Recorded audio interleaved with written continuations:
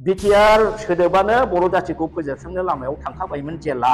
बे बिटिआर सोदोबखौ दिनै जोङो जोगारनांसिगौ बेखौ नेवसिनांसिगौ गंगादैयाव बेखौ फोजावहरनांसिगौ बिटिआर सोदोबानो बर' हारिनि थाखाय ओरैबायदि उसुब सोदोब अमंगल सोदोब बियो जोंनि बर' हारिखौ जोबस्रांहोबायमोन ओंखायनो दिनैबो जोंनि गोबां मानसिफ्रा बिटिआर होनबाय थायो दा दाखालिबो चिफ मिनिस्टार हिमन्त बिश्व शर्मा बिथाङाबो बिटिआर होनलायलायदों बिटिआर होनबाय थादों दा आं जोंनि बर' माहारिनि इन्टेलेक्चुवेल दैदेनगिरि गासिबो इएम एनसिएलए बिथांमोनखौ खावलायगोन नोंथांमोनहा खुनु प्रकारैबो बिटिआर सोदोबखौ अननानै दाबाहाय रायजो राजा नोंथांमोन गिबियावनो खुलुमग्रोबाय आङो दिनैबो फिन खेबसेबाव भिडिअ बानायफिनदों मानोना मैया जोंनिनो दतमानि अमर सिंह ब्रह्म सार बिथांखौहाय बिटिआर रेकर्डनि बेरेखायै माखासे खोथाफोर बाथ्राफोर बुंनाय नुदों दा आं बिथांनि बुंनायखौ नायदों ओमफ्राय एसे दुखु मोनदां ओमफ्राय एसे फोथायनो हाया बायदिबो मोनदों आरो गनायनो हाया मानोना बिथाङा सासे ब्लक एलिमेन्टारि एजुकेशन अफिसारमोन रिटायार्ड सासे बिइअ बिथाङा दा बिइअ माने मा सोलोंथाइनि बिथाङा अफिसार दा बे खेत्रआव बिटिआर रेकर्डआव जे सोलोंथाइनि बाथ्रा दं बेखौ मानो सानाखिसै आं बेखौ बुजिनो मोनाखिसै आरो माने बिटिआर रेकर्डनि गेजेरजोंहाय जोंना आगोलहाय जिहेतु आंबो बर' मिडियाम फरायनायमोनथ' बर' मिडियामाव लेखाफ्रानो बिराद लेट सफैयोमोन बर' मिडियाम स्कुलफ्राव आरो ओमफ्राय बिराद मिस्टेक जायोमोन माने सेपारेट डाइरेक्टरेट गैयामोन आरो बर' मिडियाम स्कुलफोरनि थाखाय खिन्थु बिटिआर रेकर्डनि गेजेरजों दायो जोङो बर' मिडियाम स्कुलफोरनि थाखाय सेपारेट डाइरेक्टरेट मोनबाय आरो जायनि थाखाय दा टेक्सट बुकआबो समावनो टाइमलि सफैसै आरो मिस्टेकफ्राबो एसे खम जाबाय ओमफ्राय रावनि खेत्रआवबो एसे गोग्गाथाव जासिनदों जोंहा बिटिआर रेकर्डनि गेजेरजों मानोना नो डाउट जोंनि रावा आगोलनिफ्रायनो जेनेबा 8 शिडिउलाव हाबनाय आरो आगोलनिफ्रायनो एसोसिएट अफिसियेल लेंगुवेज आसामनिबो खिन्थु माने जोंनि आगोलनि बिटिएडिआवल' बे एसोसिएट अफिसियेल लेंगुवेजमोन आरो नाथाय दा बिटिआर रेकर्डनि गेजेरजोंहाय आगोलनि बिटिएडि बा दानि बिटिआरनि बायजोआवबो जोंनि बर' रावखौहाय एसोसिएट अफिसियेल लेंगुवेज हिसाबै फोसावनाय जाबाय आरो आं बिराद प्राउड खालामो बिनि थाखायनो मानोना जोंनि रावा एन्टायार आसामावनो दा अफिसियेल लेंगुवेज जाहैबाय आरो मोनसेया मा जेनेबा बड'लेण्ड सोमावसारनायावहाय गासै बर'फ्रानो हेफाजाब होदोंमोन गासै आसामनि बर' सुबुंफ्रानो फ्राय बाहागो लाबोदों आरो गुबुन रायजोआव रायजो जानायफोर गुबुन हादराव थानायफोर बिथांमोनाबो डाइरेक्टलि आरो इनडाइरेक्टलि हेफाजाब होबाय थादों आरो नाथाय जोङो सोमावसारै 2020 सिमाव मोनथाम एकर्ड जादों जेनेबा मोनथाम एकर्ड जाखांनायनि उनावसो बड'लेण्डनि बायजोआव थानाय बर'फ्राबो माबा मोनसे मुलाम्फाखौ मोनदों आरो नङाबा नोङो बिटिसि सिगाङावथ' जेनेबा बिएसि मोनबाय 1993 आव जाय एकर्डआव माने खुनु एरियायानो गैया आरो स्पेसिफिक एरिया ओमफ्राय बिनि उनावहाय बिटिसि एकर्ड जाबाय बे बिटिसि एकर्डआव एरियाखौ बिटिएडि होननानै बुङो आरो जेरै दायो बिटिआर एकर्डनि उनाव बिटिआर बड'लेण्ड टेरिटरियेल रिजन होननानै बुंनाय जायो एरियाखौ दा बड'लेण्डनि बायजोआव जाय बर' सुबुंफ्रा आसामनिया रायजो जागासिनो दं बिथांमोननि थाखाय आलादा अट'नमास काउन्सिल होबाय आरो माने बर'फ्रा मोनसेल' हारि खिन्थु मोननै अट'नमास काउन्सिल मोनबाय आरो ओमफ्राय गोबां गामिफोर गासै 81टा गामिफोर नलबारिनिफ्राय हाबदों सनितपुर डिस्ट्रिक्टनिफ्राय हाबदों बिश्वनाथ डिस्ट्रिक्टनिफ्राय हाबदों दा गहपुरसिम एकदम गहपुरसिम जोंनि बड'लेण्डआव माने बिटिआरआव दा हाबबाय आरो दा बिनि थाखायनो मोजां आरो बिटिआर रेकर्डआ ओमफ्राय अमर सिंह ब्रह्म सार बिथाङा पावारखौ खमायबाय होनदों आरो बिटिआर रेकर्डनि उनाव बे बिटिआर रेकर्डआ बर' हारिखौ फोजोबसिगौमोन गतिके दा बेखौहाय गंगा दैयाव फोजावहरनांगौ होननानै बुंदों आरो बेयो एक्चुअलि सोंखारिथाव आरो बिराद दुखुनांथाव आरो बिदि बुंनाया आरो जाय बिथांमोना बिदि बुङो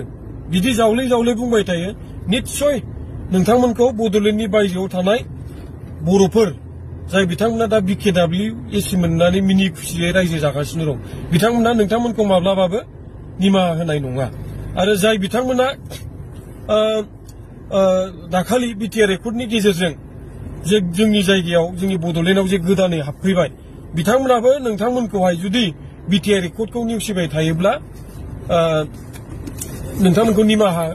होनो हानाय नङा आरो गनायनायाथ' गनायनो हाखानाय नङा आरो बे एक्चुअलि पावारनि खेत्रआव आङो मोनसेयावथ' बुंखाबाय नोङो जुदि अट'नमास काउन्सिल मोनोबा पावारा बारायगोन ना बाराया गतिके बड'लेण्डनि बायजोआव थानाय बर'फोरनि पावारा बारायबाय आरो जोंनि बड'लेण्डनि बा BTRनि सिङाव थानाय बर'फोरनाबो गोहोआ बारायबाय जोङो बर'फोरनि संख्या हिसाबै बाराया गामि हाबदेरनायाव किन्तु बड'लेण्डआव बर'फोरनि भटार हिसाबै जोङो बारायो दा भटारा बारायोबा डेम'क्रेसिनि पावाराबो डेम'क्रेटिक कान्ट्रियाव भटारा बारायोबा अट'मेटिकेलि गोहोआबो बारायो आरो बै 16टा डिपार्टमेन्ट लांदों होननाया बेखौ मालाबाबो लाङाखै मानोना 16टा डिपार्टमेन्टखौहाय डिसिफोरखौसो मनिटर खालामनो थाखाय प्रमद बर' सारा दायथ' होदोंमोन 2021 आरो बे दायथ' होनायखौ 2023आवनो लाफिनदों आरो ओमफ्राय बे दायथ' होनायाबो ओरैबायदियाव होदों जे आगोल हाग्रामा महिलारि बिथां दैदेननायाव 17 बोसोर जे बिथांमोना सासन खालामलांबाय बै सासन खालामनायाव 2900 कौटि दाहार जानानै थादों जायखौ लायाबिलिटि होनो आरो इंलिसावहाय दा बे लायाबिलिटिखौ बोरै सुख'नो बिनि बिराद गिदिर जेंना गतिके लायाबिलिटि दाजाथोंसै फैबाय थानाय समाव जों बेखौहाय सिस्टेमेटिक जाथोंसै होननानै प्रमद बर' सारा सानदों आरो दा बे हिसाबै मनिटर खालामनो मोनसे मेकानिजम खालामदोंमोन नाथाय बेखौ लाफिनदों 2023आवनो लाफिनदों दा लायाबिलिटि जायोबा मोनसे जायगायाव जौगानाया बिराद खम जायो आरो मानोना 2900 कौटिया खम फैसा नङा जोङो बोसोरे फैसा मोननायानो 700-800 कौटि मोनो आगोलथ' बिराद खमबावमोन हाग्रामा महिलारि बिथां माबानायाव किन्तु दायो 700-800 क्र'रसो थाङो आरो बोसोराव दा जोंनि सरकारा दस्रा जौगानायनि डेभेलपमेन्टेल खामानि जेबो मावथ'ला जोङो लायाबिलिटिखौ सुख'ग्रोजोबसै बे जोबागौमानि बिदि गिदिरथार थांखि लाबाबो बै लायाबिलिटिखौ सुख'जोबनो थाखाय 7निफ्राय 8 बोसोर नांगोन बे SOPD फैसाखौ लायाबिलिटिनि थानाय बिलफोरखौ हरजोबोब्लाबो आरो पावारा माब्रै खमायनो आंथ' बारायनायखौसो नुदों आरो बेनो सैथो खारन नोङो दाखालि आसाम सरकारनिफ्राय जे नटिस फैदों जे क'क्राझारनि डिसि ओमफ्राय चिरांनि डिसि बिथांमोनखौहाय BTCआव एडिशनेल दायथ' होनायफोरखौहाय बोखारनाय जाबाय होननानै किन्तु बै एडिशनेल दायथ'आ मामोन नोंथांमोना मिथिगौ ना सेक्रेटारिसोमोन BTCनि दा डिसिफोरखौनो सेक्रेटारि खालामदोंमोन प्रमद बर' सारनि समावहाय गतिके सासे सेक्रेटारिया सासे चिफ एक्जिकिउटिभ मेम्बारनि गाहायाव ना गोजौआव गाहायाव अब्ला बबे पावारा खमायनाय जाखो आरो BTR एकर्डआव मोनसे रोखायै लिरनाय दं जे जुदि मोनसे डिस्ट्रिक्टनि डिसि आरो SP खौहाय पस्टिं खालामनोबा चिफ एक्जिकिउटिभ मेम्बार जोंहाय रायज्लायग्रोथारनांगौ किन्तु आगोल BTC एकर्डआव डिसि आरो SP नि ट्रेन्सफार खालामनाया बा बिसिनि पस्टिं खालामनायावहाय BTCनि सिबा जेबो खामानि गैयामोन आरो नाथाय दा BTR एकर्डनि गेजेरजोंहाय जोङो बै डिसि आरो SP फोरखौ पस्टिंआव खालामनोब्ला चिफ एक्जिकिउटिभ मेम्बारजोंहाय रायज्लायग्रोथारनांगौ गतिके बे पावारा बारायनायसो खमायनाय नङा गतिके BTR एकर्डआ बर'फोरखौहाय दंस' खालामनाय नङा बर'फोरनि गोहोखौ बारायनानैसो होदों मानोना आं एसे सामारिसो खालामफिनबावनाय जानोसै नै बड'लेण्डनि बायजोआव बर'फ्रा अट'नमास काउन्सिल मोनबाय अब्ला बे पावारा बारायगोन ना बारायाखै बड'लेण्डआवबो माखासे थाबोनाय गामिफ्रा हाबबाय आरो गोबाङानो हाबबावगोन बर'फ्रा जोंनि बड'लेण्डआव बिटिआरआव बांगोन आरो बाङाखै बांनाया गोहोखौ बारायहोगोन ना बारायहोआ आरो मोनसे गोनांथार खोथाया बेबो जे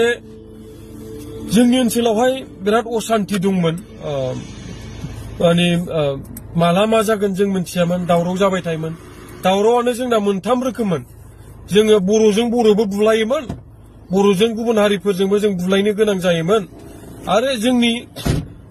आइजें लाग्रा बिथांमोन आरो भारत सरकारनि आरो आसाम सरकारनि रौनियाफोरनि गेजेरावबो दाङाबाजि जाबाय थायोमोन आरो जायनि थाखाय जोङो सान्थि थासारिखौनो मोनामोन दा बे सान्थि थासारियाथ' फैबाय गतिके बे सान्थि थासारि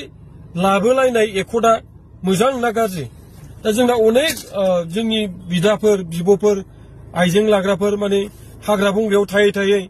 जोंनि हारिखौ सिबिबोदोंमोनबाबो सिबायफोर बिराद खस्थ'मोन गोबाङानो जेल जादोंमोन गोबाङानो बुथार जादोंमोन गोबाङानो जेलाव दंबावो गोबाङा दा गबाय आरो बिटिआर एकर्डनि उनावनो गोबाङानो गबाय नोङो निया केसखौहाय हाइ कर्टआव लाबोबाय हाइ कर्टनिफ्राय डिस्ट्रिक्ट कर्टनिफ्राय दा बेलाव गबाय गतिके बेफोरथ' मोजां ना दा गतिके जाय बिथांमोना बिटिआर एकर्डखौ गाज्रि बुंबाय थायो नेगेटिभ लाइनावल' सानो गतिके नोंथांमोना पजिटिभलि सान आरो पजिटिभलि सान नोंथांमोनाबो बिराद मोजां बे एकर्डखौहाय मोनगोन मानोना नोंथांमोननि दैदेनगिरि जोंनिबो दैदेनगिरि नोंथांमोननि जोंनि दैदेनगिरि हाग्रामा महिलारि सार मानोना बिथाङा दा चिफ एक्जिकिउटिभ मेम्बार जाबाय नालाय दा बिथांनि सायावनोसै आरो जोंनि बे बड'लेण्डनि जौगालु खामानि मावनाया बिथांनि दैदेननायावनो जागोन ओमफ्राय बिथाङानो सासेल' दैदेनगिरि जाय दैदेनगिरिया बुंदों जे जुदि बिटिआर एकर्डखौहाय थयन' इमप्लिमेन्ट खालामजोबोबा जोंनि बिटिआरआ अट'मेटिकेलि सेपारेट स्टेट बड'लेण्ड जागोन होननानै কৈছো আজি বিটিআর পাইছে এই বিটিআৰৰ সঠিক কি টকা আছে সেইটো গোটেই সাকসেস হোৱাৰ পিছত আপুনি চাওক অট'মেটিক বড'লেণ্ড সেপাৰেট ষ্টেট হ'ব गतिके बिथाङाबो मोनसे समाव बिराद मोजां जोंनि बिटिआर एकर्डखौहाय बाख्नायदोंमोन आरो गावनो सासे उइटनेस बिथाङाबो सहि होनाय दं गतिके उइटनेस माने मा बिथाङाबो सासे सागानगिरि